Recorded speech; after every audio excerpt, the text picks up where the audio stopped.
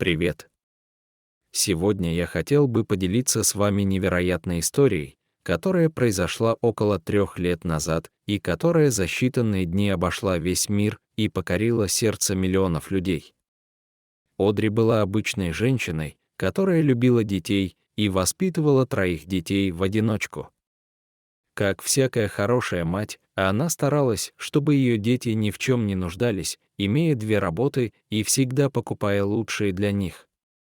У Одри были большие планы и мечты. Как и другие женщины, она представляла, что она долгие годы будет играть со своими внуками и наслаждаться жизнью с множеством детских улыбок и смеха. Может быть, так и было, но в конце 2020 года она проснулась однажды утром, чувствуя себя плохо. Одри связала это с усталостью, и она решила остаться дома, а не идти на работу на несколько дней, но через 3 дня ей не стало лучше, и она отправилась в больницу. Врач сказал ей, что ей нужно более тщательное обследование, и ей придется оставаться в больнице в течение нескольких дней. Так уж получилось, что детей было просто ни с кем оставить, и поэтому она попросила соседку Тишу приютить у себя на ночью 3 детей.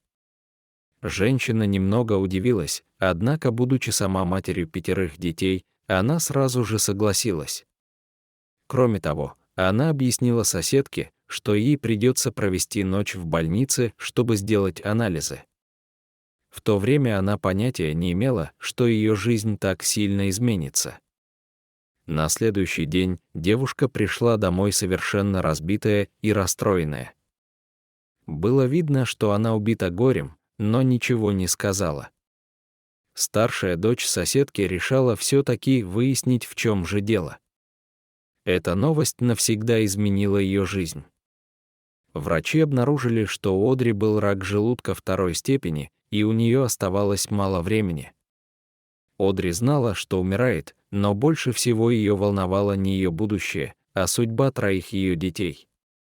За несколько дней до смерти Одри пришла к соседке с неожиданной просьбой стать опекуном ее детей. Тиша и ее муж были в небольшом шоке, но так как сама она выросла без родителей в приюте, они, не раздумывая, согласились. Ее дети и дети Одри были хорошими друзьями, и, несмотря на то, что они не были богатой семьей, и в их доме едва поместилось 7 человек, они все равно не отказались. Мужчина сел и через несколько секунд сказал: «Пока у меня есть силы, я не позволю этим детям оказаться в приюте, и я сделаю все, чтобы они были счастливы». После этого разговора Одри умерла через несколько дней от страшной болезни, и супруги Сильвер были полны решимости усыновить всех детей.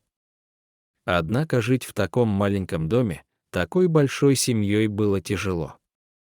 Одни спали на кухне, другие в коридоре, третьи на полу, но все же в этом доме была любовь и забота. Джессика и ее муж не разделяли детей на свои и усыновленные, для них они были их дети. Многие люди, узнав об этой истории, начали писать письма на местное телевидение. Соседи также решили не оставаться в стороне, а также собрали деньги и купили новую мебель.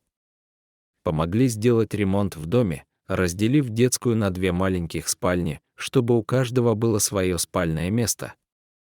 Продюсеры местного телеканала были настолько впечатлены поведением Тиши и ее мужа, что решили поселить семью на несколько дней в отеле, а тем временем они помогли перестроить дом со всеми удобствами для всех членов семьи. Конечно, простого разделения стен было недостаточно. Лучшие дизайнеры и инженеры разработали интерьер нового дома с местом для всех.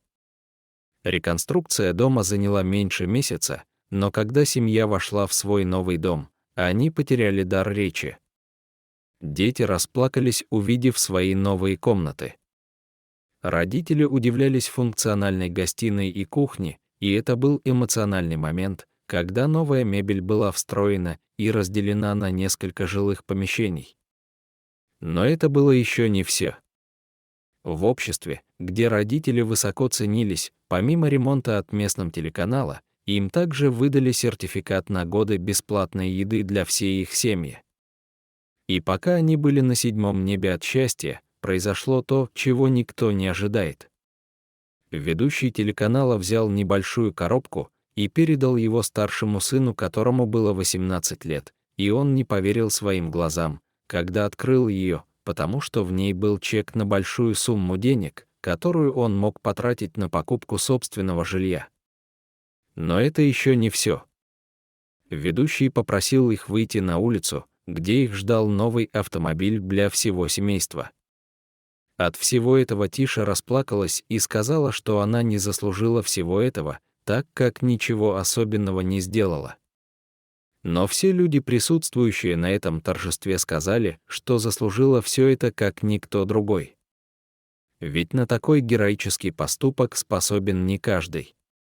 Теперь они живут в новом доме со всеми удобствами в количестве 10 человек.